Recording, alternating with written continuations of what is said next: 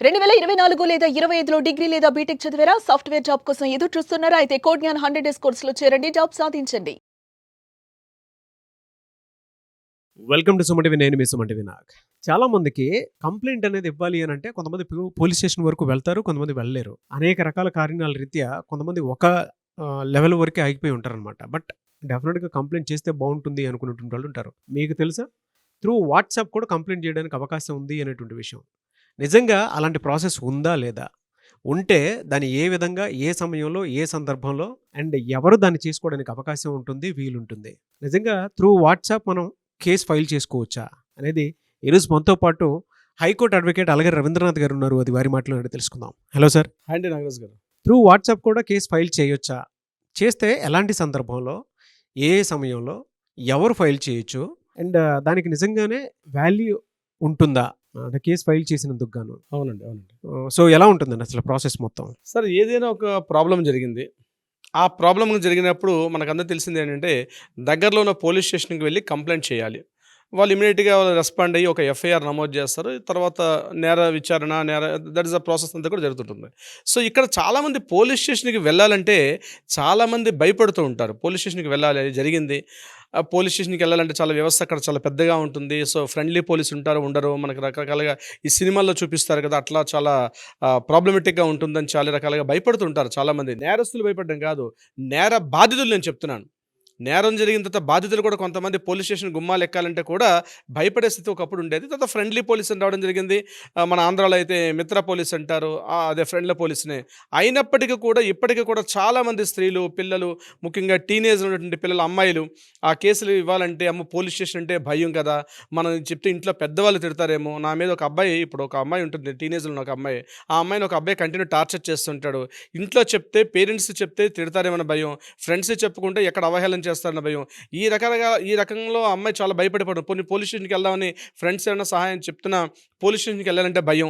ఇట్లా చాలామంది ఇన్ని రకాల మహిళలకి ఇన్ని రకాలుగా ఇప్పుడు షీ టీమ్స్ అని వచ్చినప్పుడు కూడా పోలీస్ స్టేషన్‌కి వెళ్ళి అక్కడ కంప్లెయింట్ చేయాలంటే భయపడుతూ ఉన్నటువంటి వాళ్ళు చాలామంది ఉన్నారు. నాట్ ఓన్లీ టీనేజ్ పిల్లలే కాదు, పెద్దవాళ్ళు కొన్ని రకాలుగా భయపడతారు. కొంతమంది మ్యారేజ్ అయినటువంటి మహిళలు కొంతమంది పోలీస్ స్టేషన్‌కి వెళ్ళాము, మేము చాలా సొసైటీలో పరువుగా బతుకుతున్నాం కదా, పోలీస్ స్టేషన్‌కి వెళ్ళి రావడం అంటే చాలా అవమానకరంగా భావించే వాళ్ళు కూడా చాలామంది ఉన్నారు. ఆ నేరస్తులు చేసిన నేరానికి వీళ్ళు నేర బాధితులుగా చాలా వాళ్ళు కుమిలిపోతుంటారు.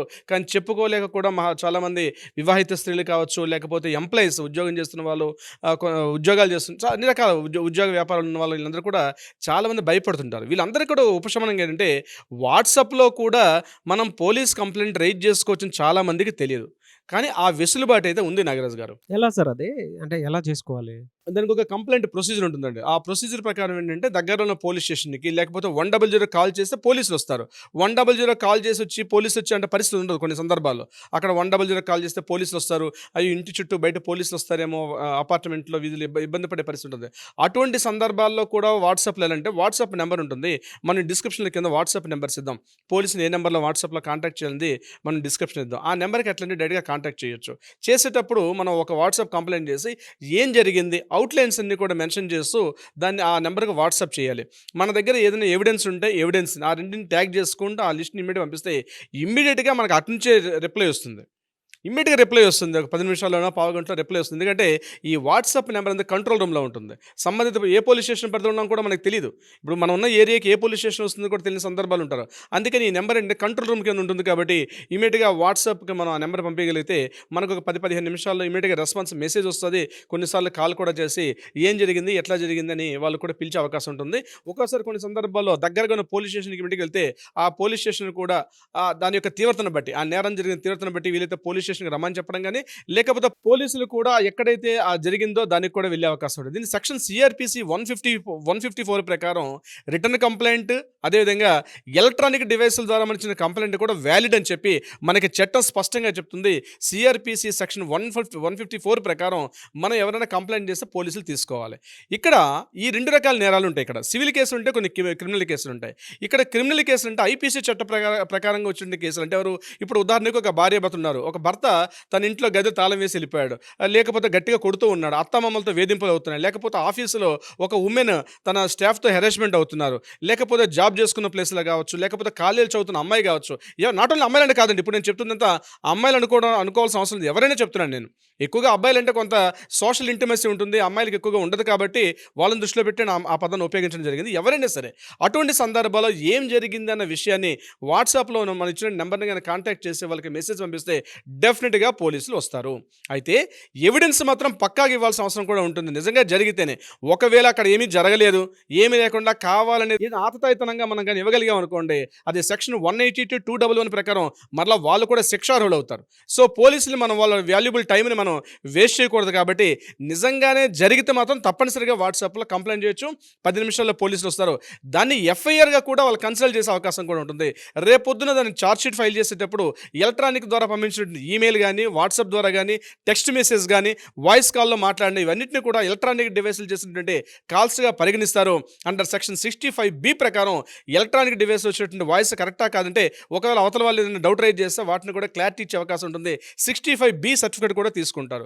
సో మనం పోలీస్ స్టేషన్కి వెళ్లకుండా కూడా కంప్లైంట్ చేసే అవకాశం ఉంటుంది. సివిల్, క్రిమినల్ ఈ రెండింటికి సంబంధించినటువంటి ఏ చిన్న ప్రాబ్లం వచ్చినా కూడా త్రూ వాట్సాప్ మనం కేసు ఫైల్ చేసుకోవచ్చా? అండ్ కొన్ని ఇళ్లలో కనుక మనం చూస్తే అండి, గృహహింసతోటి చాలామంది ఇప్పటికీ కూడా ప్రాణాలు పోగొట్టుకున్నటువంటి వాళ్ళు చాలామంది ఉన్నారు. అంటే ఆ టార్చర్ని తట్టుకోలేక, అవునండి. లిటరలీ చెప్పాలి అని అంటే నరకం చూస్తూ ఉంటారు, కొంతమంది నరకం చూపిస్తూ ఉంటారు. అలాంటి టైంలో ఇవి ఏ విధంగా హెల్ప్ అవుతాయి? వీటికి సంబంధించినటువంటి వాటిలో కూడా మనం త్రూ వాట్సాప్ పంపించి కేసు ఫైల్ చేసుకోవచ్చా? అది సివిల్ అయినా క్రిమినల్ అయినా సరే. ఇక్కడ ఒక క్లారిటీ ఇవ్వాలి నాగరాజ్ గారు. ఇందాక నేను చెప్పాను మీకు, ఆ యొక్క నేరం జరిగిన తీవ్రతను బట్టి అని పదం వాడడం జరిగింది. ఇప్పుడు సివిల్ కేసులు ఉంటాయి, క్రిమినల్ కేసులు ఉంటాయి. మరి ఏది సివిల్ ఏది క్రిమినల్ ఎలా తెలుస్తుంది? ఉదాహరణకి అన్నదమ్ముల మధ్య ఆస్తి వివాదాలు బాగా పంపకాలనుకోండి, అంటే ప్రాపర్టీకి సంబంధించినటువంటి ఒక క్లారిటీ రావట్లేదు, ఎవరు అన్నయ్యకి ఎంత ఇవ్వాలి, తమ్ముడికి ఎంత, ఇట్లాంటి భాగం ఉందనుకోండి, వాటిని సివిల్ కేసులు అంటారు. పార్టిషన్ డీడ్స్, పార్టిషన్ సూట్స్, ఎవరి భాగం ఎంత, ఇట్లాంటి ఈ ప్రాపర్టీకి సంబంధించిన ఇష్యూస్, లేకపోతే ఒక ప్రాపర్టీ రెంట్కి ఇచ్చాం, లేకపోతే లీజుకి ఇచ్చాం, వాళ్ళు వేకెంట్ చేయట్లేదు, ఇట్లాంటి వాటన్నింటినీ కూడా సివిల్ కేసుల కింద మనం పరిగణిస్తాం. వీటికి ఎట్టి పరిస్థితులు కూడా మనం వాట్సాప్లో కంప్లైంట్ చేసే అవకాశం తక్కువ, చేసినా సరే దానికి పెద్దగా ప్రయోజనం అయితే ఉండదు సివిల్ కేసులు. వీటి ఖచ్చితంగా మనం దగ్గరలో ఉన్న పోలీస్ స్టేషన్కి వెళ్ళి పోలీస్ స్టేషన్లో కంప్లైంట్ చేయడమే. ఒకవేళకి చెక్ ఇచ్చాం, చెక్ ఇచ్చిన తర్వాత చెక్ బౌన్స్ అయింది, దాన్ని కూడా మనం పిఎస్లో కంప్లైంట్ చేయాలంటే వాట్సాప్ త్రూగా చేయొచ్చు, ఎందుకంటే అది ఐపీసీ సెక్షన్ 420 చీటింగ్ కిందకు వస్తుంది, అలాగే 417 చీటింగ్ కిందకు వస్తుంది. కాబట్టి అటువంటి వాటికి ఇచ్చే అవకాశం ఉంటుంది. సో ఇక్కడ మీరు చెప్పే విధానానికి వచ్చినట్టయితే, ఒక అమ్మాయి తన ఇంట్లో భర్త వాళ్ళు కానీ, ఆడపడుచుల వాళ్ళు కావచ్చు, ఇంట్లో ఉన్నటువంటి మిగిలిన భర్తలు బంధువులు కావచ్చు, ఇట్లాంటి వాళ్ళతో బాధలు పడుతుంటే అది ఐపీసీ సెక్షన్ మనకి 498A అనే సెక్షన్ కిందకు వస్తుంది. సో 498A కేసులో మాత్రం తప్పనిసరిగా మీరు పోలీస్ స్టేషన్కి వెళ్ళాల్సిన అవసరం లేదు. మీరు ఏ మారుమూల పల్లెల్లో ఉన్నా, మీరు ఏ మూల గ్రామాల్లో ఉన్నా, ఏ హ్యామ్లెట్స్లో ఉన్నా, ఎక్కడున్నా పర్వాలేదు, జస్ట్ మీ ఫోన్ తీసుకుని వాట్సాప్లో తీసుకుని మీరు ఏదైతే చెప్పాలనుకుంటున్నారో, ఇది ఇలా చెప్పాలి, దానికంటే ఒక ఫార్మెట్ అంటూ ఉండదు. మీ మనసులో ఉన్నటువంటి బాధని, మీ ఆక్రోశాన్ని, మీ యొక్క బాధని ఏ రకంగా వ్యక్తపరచవచ్చు. కన్సల్ట్ పోలీస్ స్టేషన్ వారికి నా యొక్క పరిస్థితి, మా హస్బెండ్ పేరు ఇది, మేము ఇక్కడ ఉంటున్నాం, పలానా చోట ఉంటాం. బట్ ఏంటంటే గుర్తుపెట్టుకోండి, మీ పేరెవరు, మీ పేరు, మీ తండ్రి పేరు, లేకపోతే మీ భర్త పేరు, లేకపోతే మీ నాన్నగారి పేరు, మీ తల్లి పేరు, అది ఉటంకిస్తూ అదంటే చెప్తూ, దాని తర్వాత ఎవరి మీద చెప్తున్నారు, అతను ఏం చేస్తున్న విషయాన్ని మీరు కొంత డీటెయిల్ ఇన్ఫర్మేషన్ వాట్సాప్లో చేసి, అంటే దానికి ఒక స్టాండర్డ్ అప్లికేషన్స్ అంటూ ఏముండో ఎఫ్ఐఆర్ చేయడానికి. చాలామంది డౌట్ పడతారు, సార్ ఎఫ్ఐఆర్ ఇలాగే రాయాలా, ఇంత మ్యాటర్ రాయాలి, అక్కడ ఇంత బాక్స్ ఖాళీ ఉంటుంది సార్, అదే బాక్స్లో రాయాలి ఉండదు. మీరు దాన్ని ఆ బాక్స్లో ఫిల్ చేసి, కాకపోతే మీరు పెద్ద ఫుల్ లెంగ్త్ కంప్లైంట్ దాన్ని అటాచ్ చేసి ఒక వైట్ పేపర్తో కూడా పెట్టుకోవచ్చు. సో వాట్సాప్లో కూడా అంతే, మీరు కంప్లైంట్ డీటెయిల్ ఏం జరిగింది, ఎక్కడ ఉంటున్నా ఆ విషయం చెప్పాలి, మీరు ఏ ప్లేస్లో ఉంటున్నారు, మీ ఏరియా, మీ అడ్రస్, మీ ఇంటి నెంబరు, మీ కాలనీ, మీ రోడ్ నెంబరు, మీ స్ట్రీట్ నెంబరు, మీ మండలు, మీ విలేజ్, అది మాత్రం మెన్షన్ చేయాలి. ఇవన్నీ మెన్షన్ చేస్తూ దగ్గరలో ఇప్పుడు కింద మన డిస్క్రిప్షన్ ఇస్తాం నెంబర్లో, మీరు నేరం జరిగినట్లుగా భావిస్తే మీరు ఇమీడియట్గా కింద నెంబర్ని కాంటాక్ట్ చేస్తే వాట్సాప్లో ఈ యొక్క డీటెయిల్స్ పంపిస్తే ఇమీడియట్గా విత్ 10-15 నిమిషాల్లో వస్తారు. దీనికి ఏదైనా టైం ఉందా అనుకుంటారు, 24/7 ఎప్పుడైనా పంపించవచ్చు. మిడ్ నైట్ అయినా, అర్ధరాత్రి అయినా, 1 గంటకైనా, 2 పంపించవచ్చు. కానీ వర్కింగ్ అవర్స్ అంటే మార్నింగ్ 9 to ఈవినింగ్ 6 వరకు పంపించగలిగితే మాత్రం తొందరగా రెస్పాన్స్ అవుద్ది. ఒక్కోసారి మిడ్ నైట్లో పంపిస్తాం, తొందరగా ఉండకపోవచ్చు, బట్ నెక్స్ట్ డే మార్నింగ్ అని మీ కాంటాక్ట్లోకి వస్తారు, ఎఫ్ఐఆర్ చేస్తారు కూడా దానికి.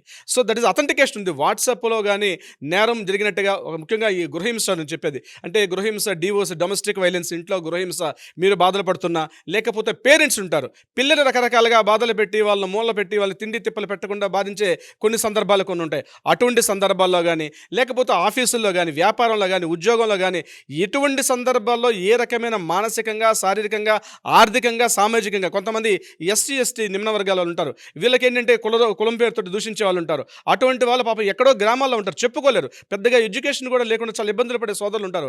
అటువంటి వాళ్ళు కూడా చేతిలో ఉన్న ఫోన్ తెలిసిన వాళ్ళ దగ్గరికి వెళ్ళి ఈ ఫోన్ తీసుకుని ఈ పలానా మన వీడియో చూసిన వాళ్ళు ఎవరైనా ఈ నెంబర్ని చూసి ఈ విషయాన్ని మీరు చెప్తే, మీరు తెలుగు భాష ఇంగ్లీష్లోనే రాయాలంటే ఏమీ లేదు. మీరు ఏ భాష వీలైతే ఆ భాషలో, ఒకవేళ ఇంగ్లీష్లో లెటరింగ్ వస్తుంది అనుకున్నా పర్వాలేదు, దాన్ని టైపింగ్ చేసి ఆ మ్యాటర్ని టైప్ చేసి కానీ నెంబర్కి పంపించగలిగితే ఇమ్మీడియట్గా పోలీసులు దాన్ని తీసుకొని దాన్ని ఇమ్మీడియట్గా ఒక ఎఫ్ఐఆర్గా నమోదు చేస్తారు. పోలీసులు కూడా వస్తారు. అయితే ఇక్కడ పోలీస్ స్టేషన్కి వెళ్ళి ఇచ్చేదానికన్నా, రిటర్న్ కంప్లైంట్ ఇచ్చేదానికన్నా డైరెక్ట్గా మీరు ఇక్కడ ఒక వాట్సాప్లో చేయడం వల్ల అది ఎంటైర్ కేసుకి మీకు అదంటే ఎలక్ట్రానిక్ ఎవిడెన్స్గా మిగిలిపోతుంది. కాబట్టి చాలా ఉపయోగం ఉంటుంది. డైరెక్ట్గా ఇచ్చే ఎఫ్ఐఆర్ కన్నా ఈ రకంగా ఇచ్చే కంప్లైంట్కి చాలా ఎవిడెన్స్ ఎక్కువగా ఉంటుంది. అయ్యో మీరు భయపడవచ్చు, అయ్యో నేను చేస్తే పలానా పొలిటికల్ వాళ్ళు ఇబ్బంది పడతారనో, అంగబలం అర్ధబలం వాళ్ళకు ఉంది, అపోనెంట్ వాళ్ళకి ఇబ్బంది పడతారనో, ఏమి ఇబ్బంది పడాల్సిన అవసరం లేదు. చట్టాలు ఉన్నాయి. చట్టాలు మీకు హక్కుల కోసం ఉన్నాయి. సామాన్యుడికి ఒక చట్టం, పెద్దవాడికి ఒక చట్టం, ఇంకోటికి ఒక చట్టం అంటూ లేదు. ఇక్కడ కేవలం లింగ భేదం కానీ, వర్ణ భేదం కానీ, భాషా భేదం కానీ, లేకపోతే కుల మతాలకు మనకు అతీతంగా మన చట్టాలు ఉంటాయి. కాబట్టి ఎవరూ భయపడాల్సిన అవసరం లేదు. చేతిలో ఫోన్ ఉంది, మీరు బాధితులు ఇమ్మీడియట్గా తీసుకొని విషయాన్ని డ్రాఫ్ట్ చేయండి. మీ భాషలో, మీకు వచ్చిన భాషలో. మీరు కొంతమంది గ్రామ భాషలు ఉంటారు, ఏదో ఒక అవుట్స్కట్స్ ఉన్న వాళ్ళ భాష ఉంటుంది. ఏ భాషలో ఉంటే ఆ భాషలో ఏ నెంబర్కి పంపించాలి సార్? కింద నెంబర్ నేను ఇక్కడ డిస్క్రిప్షన్లో ఇద్దాం నాగరాజు గారు. పోలీసులు మీ దగ్గరికి వస్తారు, అవసరమైతే పోలీసులు మిమ్మల్ని అక్కడ పిలిపిస్తారు. ఇది కంట్రోల్ రూమ్లో ఉంటుంది కాబట్టి లోకల్ పోలీసులు ఇన్ఫ్లుయెన్స్ చేస్తారేమో, పై వాళ్ళు ఏం చేస్తారని భయపడాల్సిన అవసరం లేదు. ఇది కోర్టు ప్రకారంగా కూడా దీన్ని ఎట్టి పరిస్థితుల్లో కూడా నిర్ధారిస్తారు. కాబట్టి ఎవరైనా వాట్సాప్లో బాధితులుగా ఉన్నవాళ్ళు ఎఫ్ఐఆర్ ద్వారా నమోదు చేసుకోవచ్చు తమ యొక్క కంప్లైంట్ని. నాగరాజు గారు, ఎనీవే సార్, థ్యాంక్ యూ అండి. Thank you so much for the information అలాగే రవీంద్రనాథ్ గారు. Thank you so much Nagaraju గారు. సుమన్ టీవీలో మీ పర్సనల్ అండ్ బిజినెస్ ప్రమోషన్స్ కోసం కింది నెంబర్కి కాంటాక్ట్ చేయండి.